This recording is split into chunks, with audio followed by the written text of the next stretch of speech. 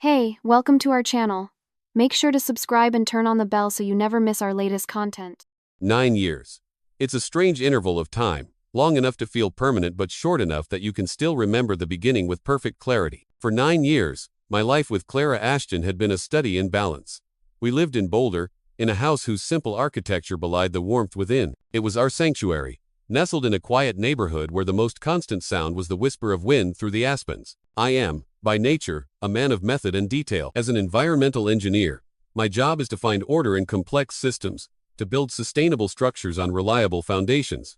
I brought that same mentality home. I knew that Clara preferred her coffee with a half teaspoon of cinnamon, that the scent of gardenias reminded her of her grandmother, and that the tiny crease that appeared between her eyebrows meant she was truly concentrating, not upset. These small data points were the load-bearing columns of our marriage, and I believed them to be unshakable. Clara was my opposite, the chaotic, beautiful energy that filled the quiet spaces I created. She was a nutritionist, highly regarded at a women's health clinic, and she brought that same nurturing spirit into our home. She was the one who left sticky notes with sweet, silly messages on the bathroom mirror. She'd text me in the middle of a Tuesday just to say she'd heard a song that made her think of me. While I built the framework of our life, she was the one who decorated it with laughter, spontaneity, and an effortless affection that I often felt I didn't deserve. Our friends saw us as the model couple. "You two are the gold standard," my colleague Mark once told me at a barbecue, watching as Clara playfully stole a potato chip from my plate. "You never fight." It wasn't that we never disagreed. It was that our arguments were resolved in quiet conversations, with mutual respect. There were no raised voices, no slammed doors. We had chosen a life without children, comfortable in the space we'd created for just the two of us. On weekends, we'd hike the trails that snaked through the Flatirons, our boots crunching on the gravel in a comfortable rhythm, or we'd spend entire afternoons on the couch, tangled under a single blanket, content in a silence that needed no words. I felt I understood the mechanics of our happiness. It was built on trust, respect, and a predictable routine that felt less like a rut and more like a well-worn, comfortable path. I had found, in Clara, a piece of myself I didn't know was missing. My family adored her, always commenting on how lucky I was. I never disagreed. The beginning of the end came on a Wednesday morning, as innocuous as any other. The sun streamed through the kitchen window, illuminating the dust motes dancing in the air. Clara was stirring her oatmeal, a thoughtful look on her face. "You'll never guess who I ran into yesterday," she said, her eyes sparkling in a way they did when she was genuinely delighted. "Serena Croft. Remember her? From college?" I did, vaguely. A bright, energetic art history major who had been in Clara's close circle of friends. At the bookstore downtown, Clara continued, "She's moved back to Boulder after all these years. It was so wonderful to see her. We talked for over an hour." She explained that they had exchanged numbers and promised to get together soon. I smiled, feeling a genuine sense of pleasure for her. "That's great, honey. You should absolutely reconnect. It's healthy to have friendships outside of, well, us." I truly meant it. Our life, as perfect as it felt to me, was self-contained. The thought of her reviving a piece of her past seemed like a healthy, positive development. I watched her finish her breakfast, the sunlight catching the highlights in her hair, and felt a familiar surge of contentment. I had built a good life. We had built a good life. Nothing, I was sure, could ever threaten its foundation. In the weeks that followed, Serena Croft went from being a nostalgic memory to a regular presence in our lives, albeit mostly through Clara's stories. Their reunion started with coffee at a charming bakery near the old university campus. Then came Saturday lunches, and soon, quick visits to each other's homes. "It's just so nice, Elias," Clara would say, her face flushed with excitement as she came home from one of their outings. "To talk about things that aren't work or bills. We just laugh about how ridiculous we were in college. It feels re-energizing." I listened, asked questions, and enjoyed her renewed vibrancy. To me, it was a harmless revival of a past chapter, a welcome addition to the stable narrative of our marriage. I had no reason to feel anything but supportive. I trusted Clara implicitly. The concept of jealousy felt foreign, an illogical variable in the proven equation of our relationship. Serena even came over for dinner a few times. She was just as I remembered her from Clara's descriptions, cheerful, outgoing, with an easy laugh that contrasted with my more reserved nature. We made polite conversation about her work in graphic design and my latest sustainability projects. We had little in common, but I remained courteous.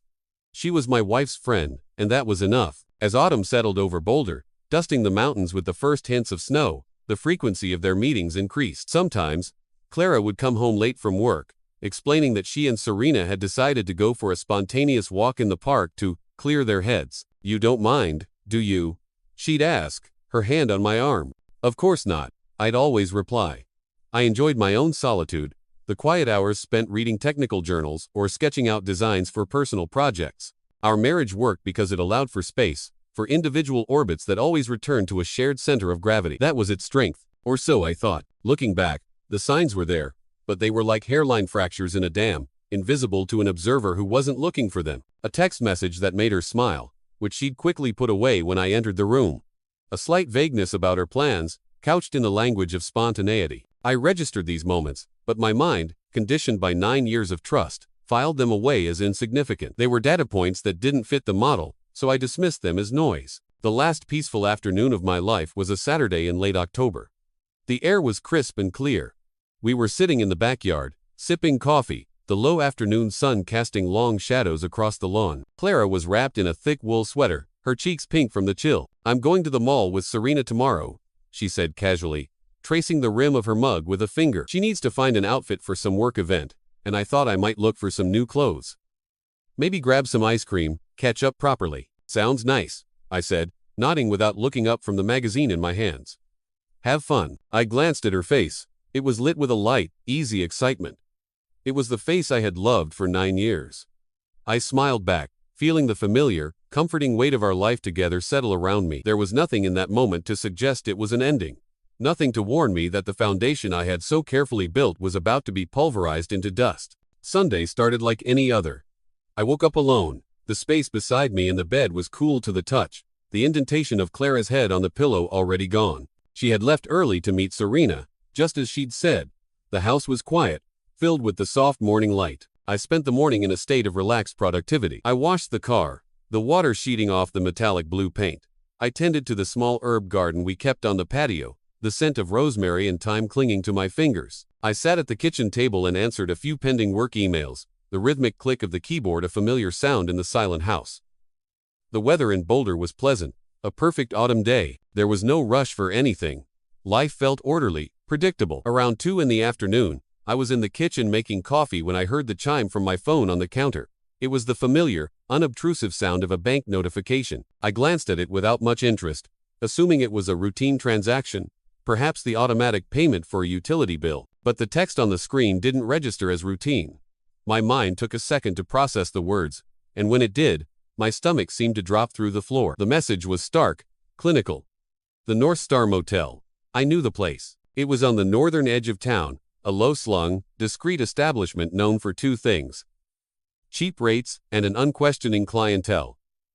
It was a place for people who didn't want to be seen. The amount was consistent with a short stay. Something quick. Impulsive. My first thought was fraud, but the notification specified that the purchase had been made in person. The physical card had been used. It was Clara's credit card, an account for which I was the primary holder. All notifications, by default, came directly to my phone. I reread the message 3 times, my brain scrambling to find a logical, innocent explanation. Had her card been stolen? But she'd have called me. Was she buying a room for a friend in need? Why not tell me? Nothing made sense. The model was broken. The data was irrefutable, and it pointed to a conclusion I couldn't yet bring myself to face. An icy uneasiness, cold and sharp, spread through my chest. I opened the banking app on my phone, my fingers feeling clumsy and disconnected. The transaction was there, pending but confirmed. I tapped on the details, and it gave me the exact address. Within minutes, I had the car keys in my hand. I didn't know what I was going to do, what I would say, if I would say anything at all. I just knew I had to see. I had to replace the horrifying abstraction of a text message with the concrete certainty of reality. I drove with a tightness in my chest that made it hard to breathe. My heart hammered against my ribs, a frantic, panicked rhythm. The familiar streets of Boulder seemed alien, the vibrant autumn colors suddenly muted and hostile. Something was deeply, fundamentally wrong. The entire structure of my world was groaning under a strain it was never designed to withstand. As I approached the motel, I slowed down, my eyes scanning the parking lot. And then I saw it. Clara's dark green Subaru, parked in front of room number 7. The car was off, the windows half open. There was no sign of Serena's car anywhere. There was no sign of Serena at all. The sight of it, her car, at this place was the final confirmation. The hairline fracture had just split wide open, and the flood was coming. I pulled back, parking my car on a side street where I had a clear view of the motel room but was unlikely to be seen. For about 10 minutes, I just sat there, the engine ticking as it cooled, my hands clenched on the steering wheel. The world outside my windshield seemed to move in slow motion. I felt strangely detached, an engineer observing a catastrophic structural failure from a safe distance. Then, the door to room 7 opened. Clara stepped out first. She paused on the concrete walkway, fixing her hair with a casual gesture, her head turning to glance around with a slight look of hurry on her face. A moment later, a man emerged behind her. He was of average height, with dark hair and a relaxed, almost lazy expression. It was not a face I recognized. They stood close together, sharing a quiet laugh, the kind of easy intimacy shared by people who have just stepped out of a private world. The image was clear, direct, and unmistakable. It was a photograph that burned itself onto my brain. There was no ambiguity, no room for misinterpretation. The data was in, and the conclusion was absolute. On pure, unthinking impulse, I got out of my car. I didn't run. I walked. My steps were measured, deliberate. As I crossed the asphalt of the parking lot toward them, Clara saw me first. Her laughter died in her throat. Her smile vanished, replaced by a mask of pure shock. The color drained from her face, leaving it a pale, waxy white. For a few seconds, she was completely frozen, a statue carved from disbelief. The man beside her, confused by her sudden change, just watched the scene unfold. I stopped a few feet away from them. I didn't shout. My voice, when it came out, was controlled, firm, devoid of the inferno raging inside me. What, exactly, is going on here, Clara? She hesitated, taking a small, involuntary step forward. Her voice was barely a whisper. Elias, how did you know I was here? The question was not a denial. It was a confession wrapped in desperation. I slowly pulled my phone from my pocket and held it up, the screen glowing in the afternoon shade. The purchase was approved on your card, I stated. My voice is cold and hard as steel. All notifications come straight to my phone. You know that. The silence that followed was heavy, suffocating. Clara looked down at the ground, putting a hand to her forehead as if warding off a headache. She slowly shook her head, and in that small movement, I saw the full weight of her realization land upon her. She hadn't just been caught, she had been caught by her own careless mistake. In a low, defeated voice, she said, I used the wrong card. I didn't mean to use that one. It was such a tiny, pathetic detail. A logistical error in the planning of her betrayal. And it was, in that moment, the most damning thing she could have said. It confirmed everything. I finally turned my gaze to the man, who had been standing there in awkward silence. Who are you? I asked, my voice flat. Clara answered before he could speak, her words tumbling out in a rush. His name is Landon Hayes. We studied together in college. We reconnected, by chance, through Serena. She looked at me, her eyes pleading. It all happened so fast. Elias, I don't even know how to explain it. Landon, looking deeply uncomfortable, started to say something, but I raised a hand, cutting him off. I didn't want to hear his voice. He was just a variable, not the source of the systemic failure. Leave, I said to him, my eyes burning with a cold fire I didn't know I possessed.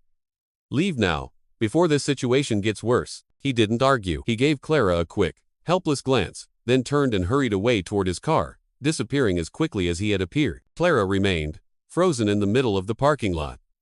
She tried to approach me, her hands outstretched. Elias, it's not what it looks like. It was a mistake.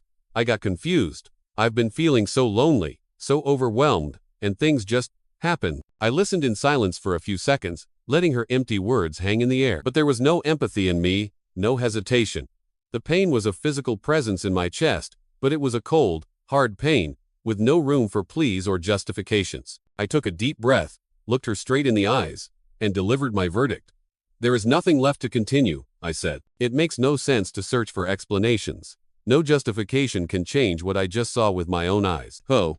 Then I turned and walked away, leaving her standing alone, surrounded by the wreckage of a life she had just single-handedly demolished. The drive home was conducted in absolute silence. My hands were clamped on the wheel, my eyes fixed on the road ahead, but my mind was a whirlwind. The image of Clara and Landon leaving that motel room replayed itself in an endless, torturous loop. There was no time for grief, not yet.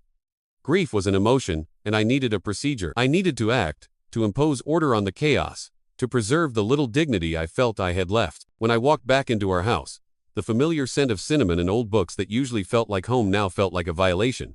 I went straight to the bedroom. I looked around at the objects, the stack of books on her nightstand, the photograph of us on the dresser from a trip to the coast, her perfume bottle sitting next to mine. It was like looking at a museum exhibit of a life that was already over. I didn't hesitate. I pulled a medium-sized suitcase from the top of the closet and laid it on the bed. With a cold, detached practicality, I began to fold clothes, shirts, pants, socks. I gathered my documents, my laptop, my personal items. Each action was precise, objective. There was no anger in my movements, only the grim efficiency of an engineer decommissioning a failed project. This place, which had once felt like the center of my universe, was no longer my home. Downstairs, I took a pen and a notepad from the kitchen counter. I wrote a short, sterile note and left it in the middle of the table where she would be sure to find it. I need time. I don't know when I will return. It explained nothing, because everything had already been said in that parking lot. I picked up my car keys and walked out the front door without looking back. I checked into a small, discreet hotel downtown, the kind meant for traveling professionals. I asked for a room in the back, away from the street noise. For the first night, I existed in a vacuum of absolute silence. I didn't turn on the television. I didn't answer the barrage of calls and texts that began flooding my phone from Clara. I lay on the unfamiliar bed, eyes fixed on the textured white ceiling, trying to understand how someone could betray so much trust without leaving a single trace before the final, catastrophic mistake. I felt empty, as if a vital component of my internal structure had been violently ripped away. The next morning, I woke up early and started a new project, finding a new place to live. I didn't want to go back to that house. I needed a new space, sterile walls that held no shared memories. I visited a few simple, small properties far from our old neighborhood. I wanted distance, anonymity. On the third day, I found a modest but well-lit single-story house with a small front garden. The contract was signed as quickly as possible. My next call was to my lawyer. I explained the situation directly, clinically, without emotion. I want to begin divorce proceedings as soon as possible, I said. I want everything handled legally and fairly, but leave no room for reconciliation. I requested an appraisal of the house so the assets could be divided. She can stay there until it's sold, I added. Afterward, we each take our share. My lawyer understood the urgency and began the process immediately. During those days, Clara's attempts to contact me were relentless. Long, rambling text messages filled with apologies and excuses. Voicemails left in the middle of the night, her voice thick with tears. Emails pleading for a chance to talk, to explain. I didn't respond to any of them. It wasn't out of revenge. It was because I knew, with an engineer's certainty, that the structural integrity was gone. No amount of patching could fix a failed foundation. Her words were just noise disconnected from the reality I had witnessed. Silence was my only protection. On the sixth day, while unpacking a box of books at my new, empty place, a social media notification popped up on my phone. It was from Landon Hayes. Seeing his name flash on the screen made my blood run cold for a second. With a sense of grim duty, I opened the message. It was short, almost ashamed. I don't expect forgiveness, but I needed to apologize. What I did was unforgivable. I have no excuses, and I deeply regret crossing that line. I just wanted you to know that. I took a deep breath, staring at the words on the screen. Then, my fingers moved quickly across the keyboard, typing a short, direct reply. Forgiveness isn't something you have the right to ask for. You shouldn't have sent this message.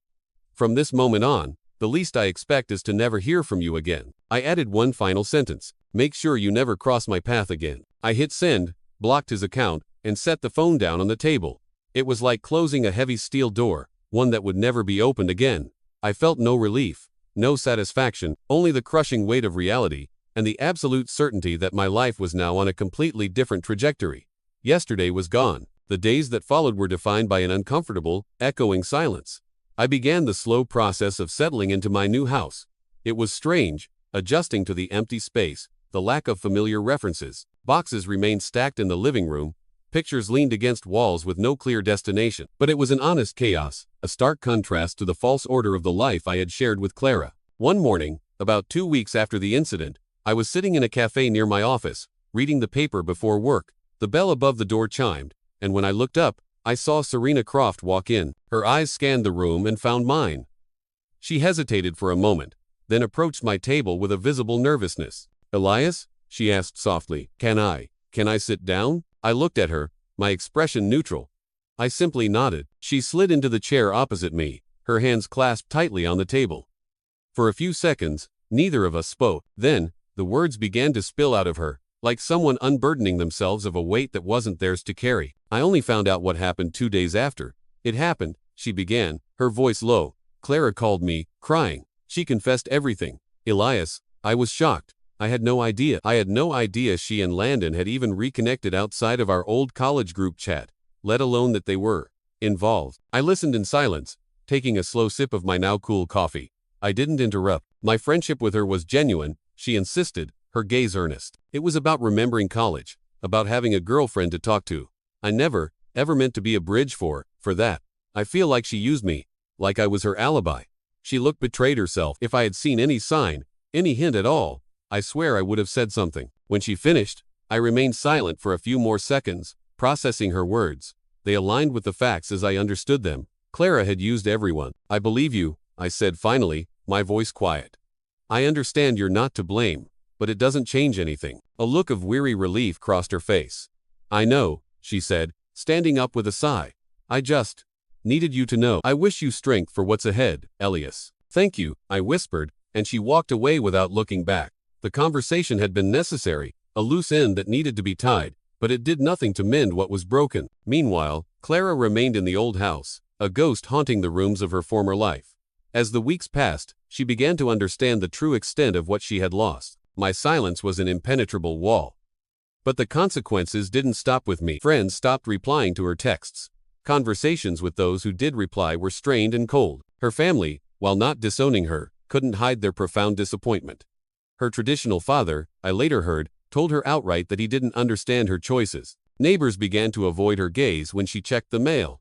The city of Boulder, once her safe harbor, had become a minefield of memories, judgments, and losses. It was in that suffocating environment of shame and isolation that she made her final decision. 1 month after I had walked away from her in that motel parking lot, Clara packed her things. She didn't tell anyone where she was going, only leaving a short message for her parents saying she needed to start over, far away from everything and everyone she knew. On a quiet, gray morning, she got into her car and drove away from the city where, for so many years, she had believed she was safe. But she had learned a hard lesson.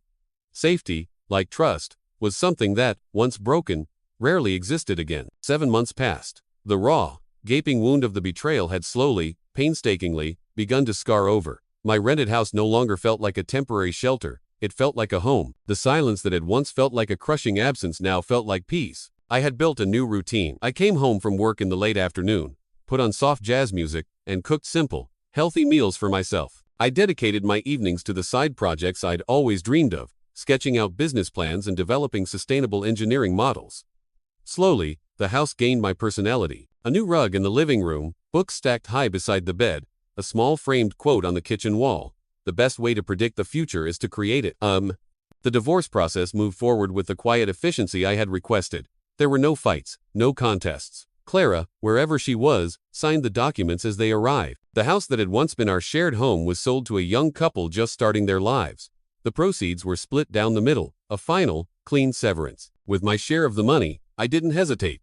I rented a small office space downtown and officially opened Vance Sustainable Solutions. It was a simple place with a few shared desks, some hardy plants by the windows, and a large whiteboard that was soon filled with ideas, diagrams, and calculations. I started developing projects for small, local businesses wanting to adopt more sustainable practices. The response was better than I had dared to hope. For the first time in years, I felt I was building something that was entirely my own, born not from compromise or shared dreams, but from my own choices, my own vision. News of the other players in my life's drama came to me in fragments. After my final, harsh message, Landon Hayes had realized any attempt at redemption was pointless. He cut ties with mutual acquaintances and, not long after Clara left, moved to another state to live with a cousin. He found a simple job and vanished from social media, a ghost in the digital world. He had understood, far too late, that some choices don't allow for a return path. As for Clara, her whereabouts remained a mystery to nearly everyone. I heard from her mother once, a brief, sad phone call months after the divorce was finalized. She told me Clara had settled temporarily in a city on the West Coast, living a quiet, isolated life. She limited her contact to occasional messages and never spoke of what had happened. The emptiness left by her impulsive decision, her mother said, ran deeper than she could have imagined. Time, it seemed, was not yet enough to heal her. I, on the other hand, continued my life with a calm resolve. I still didn't talk much about what had happened. When friends asked, I simply said we had grown apart. There was no need to share the ugly details. I just lived, one day at a time. Sometimes, usually in the quiet moments before sleep, I would still remember what was lost. The easy laughter, the shared blanket on the couch, the comforting weight of her head on my shoulder. A dull ache would surface, a phantom limb of a life that had been amputated. But it wasn't a sharp pain anymore. It was just an awareness, the awareness that certain truths, once revealed, change everything forever. One afternoon, I stood in my new office, looking out the window at the bustling street below. The sun was setting behind the mountains, painting the sky in hues of orange and purple. My whiteboard was covered in the schematics for a new rainwater harvesting system for a local brewery. My phone buzzed with a message from a new client. A sense of quiet satisfaction settled over me. The past had hurt. It had broken me in ways I never thought possible, but it hadn't destroyed me. I had taken the rubble of my old life and used it to build a new foundation, one that was smaller, perhaps, but stronger and entirely my own. The future was an unwritten blueprint, and for the first time in a long time, I was ready to start building again. And I would build it to last.